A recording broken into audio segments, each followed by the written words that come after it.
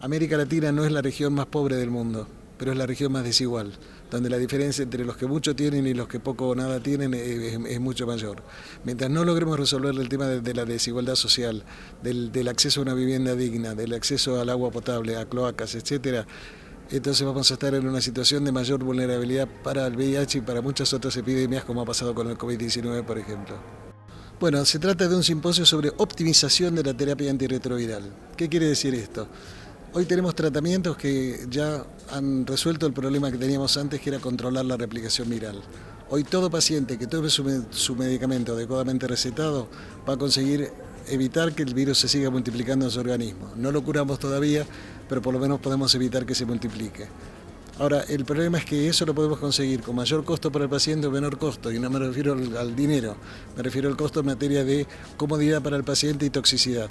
Entonces estamos discutiendo las opciones de cómo hacer para que el tratamiento sea lo más sencillo posible. Por ejemplo, si podemos usar medicamentos de una sola pastilla por día, es mejor que usar medicamentos que requieran 2 pastillas por día. Si es una vez por día, es mejor que 2 veces por día. Si son dos medicamentos en vez de 3, si lo podemos resolver de la misma manera, también es una manera de optimizar el tratamiento. Intercambiar experiencias, tal cual como tú lo señalas, la posibilidad de aprender de lo que pasa en diferentes lugares. Nosotros tenemos aquí expositores de Argentina, de Estados Unidos, de Chile, de México, de Francia, que nos permiten ir entendiendo las diferentes realidades y de esa manera salir mejor de lo que entramos en el simposio, digamos. Bueno, Latinoamérica es la región del mundo en la que está dividida desde el punto de vista sanitario por la Organización Mundial de la Salud, en la que menos ha descendido la mortalidad y en la que menos se ha visto el efecto de reducción del número de casos. Si bien se ha reducido el número de casos, en otras regiones del mundo ha caído más todavía. Estamos como estancados, tenemos que mejorar muchísimo nuestra performance. Esto es una responsabilidad del sistema de salud, es una responsabilidad de los gobiernos y también es una responsabilidad de la comunidad en general de estar más alerta al tema del VIH, que no ha sido resuelto todavía en la región. Por supuesto, el tema de la pandemia influyó de muchas maneras, no solo por el tema de los recursos, sino porque muchos de los médicos nos vimos obligados a tener que tomar responsabilidades en el tema del COVID. Muchos pacientes no querían venir a los hospitales por temor a contagiarse, así que ha habido una pérdida de oportunidad de diagnóstico de muchos pacientes, ha habido interrupciones de tratamiento, ese es un factor. Pero dejando de lado el tema del COVID, dejando de lado el tema de la pandemia, que esperemos que no se repita, tenemos otros determinantes de la salud, los llamados determinantes sociales. América Latina no es la región más pobre del mundo, pero es la región más desigual, donde la diferencia entre los que mucho tienen y los que poco o nada tienen es mucho mayor. Mientras no logremos resolver el tema de la desigualdad social, del acceso a una vivienda digna, del acceso al agua potable, a cloacas, etcétera, entonces vamos a estar en una situación de mayor vulnerabilidad para el VIH y para muchas otras epidemias, como ha pasado con el COVID-19, por ejemplo. Por eso digo, es una cosa que escapa a la medicina, el tema de la desigualdad social, pero es un factor que tenemos que tener en cuenta.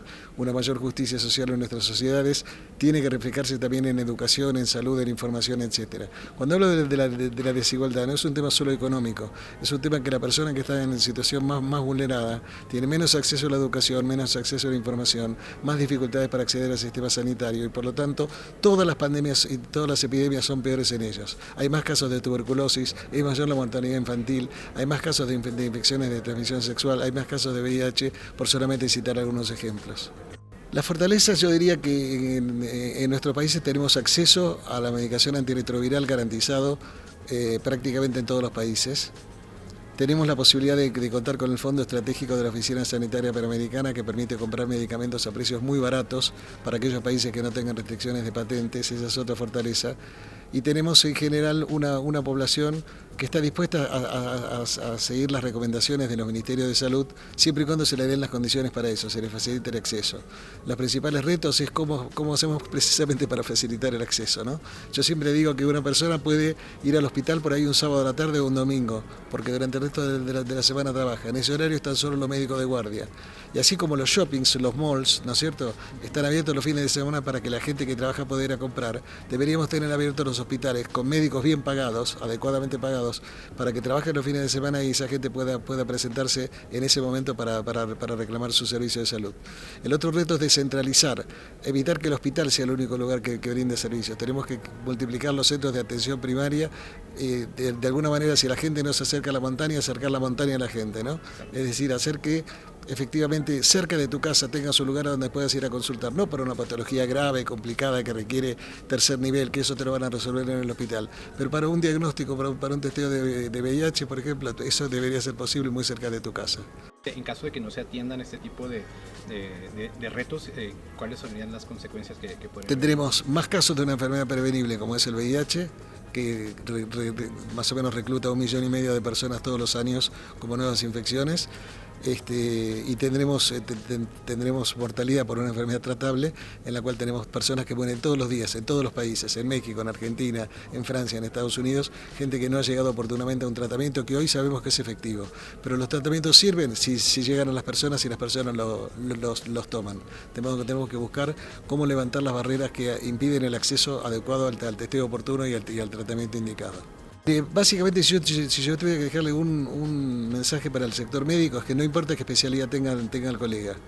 La próxima vez que tú vayas a tu médico para controlarte la presión, tu médico te va a pedir un análisis para ver cómo está el colesterol, cómo está la glucemia, y debería pedirte el test de VIH. Y tú me dirás, pero ¿por qué el test de VIH para mí si yo no tengo ningún factor de riesgo? Para confirmar que eres HIV negativo, como el 99,5% de los mexicanos que son HIV negativos. Pero hay un 0,5% de la población que vive con VIH. Y de ellos hay un 20% que desconoce su situación.